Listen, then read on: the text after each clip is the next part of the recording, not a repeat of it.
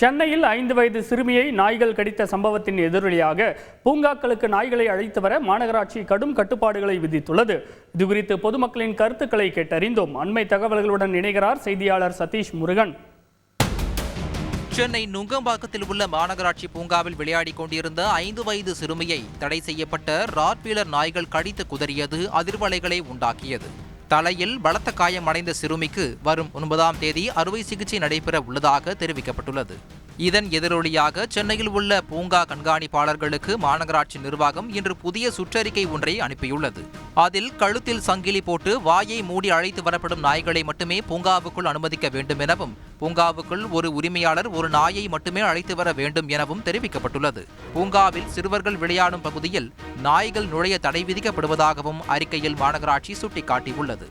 மேலும் புதிய இடங்களில் குழந்தைகள் மற்றும் முதியோரை பார்க்கும்போது விலங்குகளுக்கு பதற்ற உணர்வு ஏற்படும் என்பதை சுட்டிக்காட்டியுள்ள மாநகராட்சி, அப்போது விலங்குகளின் நடத்தை முற்றிலும் வேறுபட்டிருக்கும் என்பதால் கவனமாக கையாள வேண்டும் என அறிவுறுத்தியுள்ளது.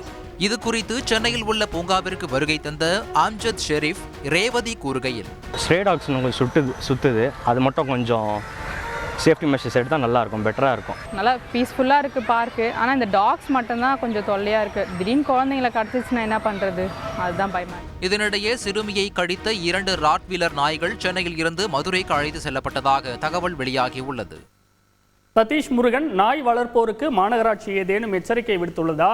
சிறுமியின் உடல்நிலை தற்போது எப்படி உள்ளது? கூடுதல் விவரங்கள் சொல்லுங்க. பூங்காக்களில் வளர்ப்பு நாய்களை அனுமதிப்பதற்கு பல்வேறு கட்டுப்பாடுகளை விதித்துள்ள சென்னை மாநகராட்சி, ஆக்ரோஷமான வகை நாய்களை வளர்க்கும் உரிமையாளர்கள் உரிய பாதுகாப்புடன் அவற்றை வளர்க்கவில்லை என்றால் அவர்கள் மீது கடுமையான நடவடிக்கை எடுக்கப்படும் எனவும் எச்சரித்துள்ளது. இந்த வகையில் வளர்ப்பு நாய்களுக்கு தடுப்பூசி போடுவதன் மட்டுமல்லாமல் அவற்றிற்கு உரிமம் பெறுவது கட்டாயமாக்கப்படும் எனவும் சென்னை மாநகராட்சி சார்பில் தெரிவிக்கப்பட்டிருக்கிறது. ராட்வீலர் வகை நாயால் காயமடைந்த சிறுமி தொடர்ந்து மருத்துவமனையில் சிகிச்சை பெற்று வருவதாகவும் அவரது உடல்நிலை சீராக இருப்பதாகவும் மருத்துவமனை வட்டாரங்கள் தெரிவித்திருக்கின்றன. இந்த நிலையில் நாளை மறுதினம் அவருக்கு அறுவை சிகிச்சை நடைபெறலாம் எனவும் தகவல்கள் வெளியாகியிருக்கிறது. ரஞ்சித், கூடுதல் விவரங்களுக்கு நன்றி சதீஷ் முருகன். உதகை மற்றும் கொடைக்கானலில் இ பாஸ் நடைமுறை அமலுக்கு வந்துள்ளது. இ பாஸ் பெறாமல் ஏராளமானோர் வந்ததால் வாகனங்கள் நீண்ட வரிசையில் காத்திருந்தன. இதுகுறித்து பயணிகள் அதிகாரிகளின் கருத்துக்களை கேட்டறிந்தோம். தகவல்களை விவரிக்கிறார்கள் செய்தியாளர்கள் ஹரிகரன் மற்றும் சண்முகம். நீலகிரி மற்றும் கொடைக்கானலுக்கு செல்லும் வெளி மாவட்ட வாகனங்களுக்கு இன்று முதல் இ பாஸ் கட்டாயம் என சென்னை உயர்நீதிமன்றம் உத்தரவிட்டது.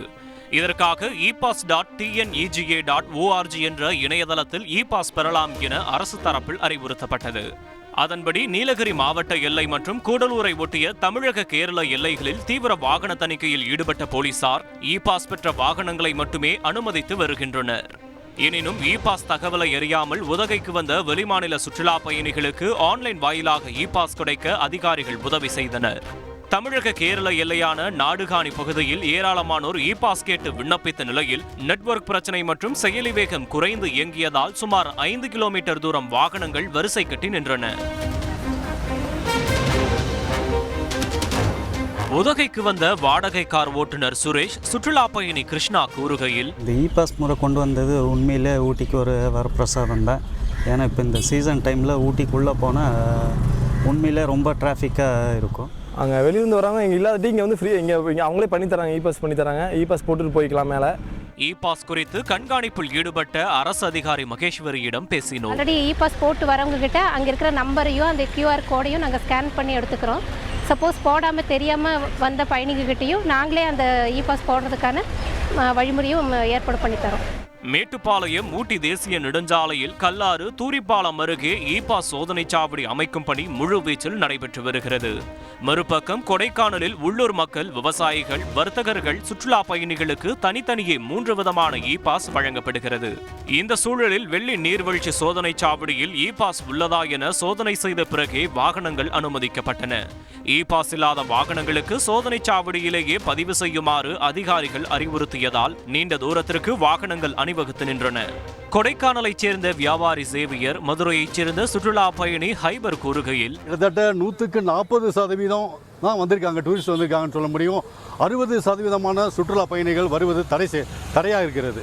இதற்கெல்லாம் காரணம் என்னன்னு கேட்டீங்கன்னாக்கா இந்த இ பாஸ் முறை. இ பாஸ் வந்து ஈஸியாக உங்களுக்கு மொபைல்லே வந்து நீங்கள் செட் பண்ணிக்கலாம், ஈஸியாக கிடைக்குது, பிரச்சனை இல்லை. கொடைக்கானல் நகராட்சி ஆணையர் சத்யநாதனிடம் பேசினோம். பொதுவாக வியாபார நோக்கோட வர வண்டியை வந்து எதுவுமே இ பாஸ் போடுறதில்லை.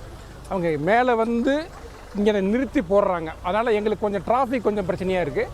அதை வந்து கொஞ்சம் கீழே காம்காப்பட்டியிலே கொஞ்சம் ஸ்டாப் பண்ணி அவங்க வந்து இ பாஸ் போட்டாங்கன்னா இங்கே கொஞ்சம் ஃப்ரீயாக போயிட்டு இருக்கோம். செய்தியாளர் ஹரிஹரன் வழங்கும் கூடுதல் தகவல். கடந்த 1ஆம் தேதி முதலே சுற்றுலா பயணிகள் வரத்து 50% குறைந்துள்ளதாக சுற்றுலா பயணிகளை நம்பியுள்ள வியாபாரிகள் வேதனை தெரிவித்து வருகின்றனர். மேலும் வெள்ளி நீர்வீழ்ச்சி பகுதி குறுகலான பகுதி என்பதால் அவ்வப்போது வாகன நெரிசல் ஏற்படுவதன் காரணமாக கொடைக்கானல் பிரதான சாலைகளில் உள்ள மலை அடிவார பகுதிகளில் இ பாஸ் சோதனை செய்ய வேண்டும் என்ற கோரிக்கை எழுந்துள்ளது. நன்றி ஹரிஹரன். செய்திகளை உடனுக்குடன் தெரிந்து கொள்ள உடனே சப்ஸ்கிரைப் பண்ணுங்க.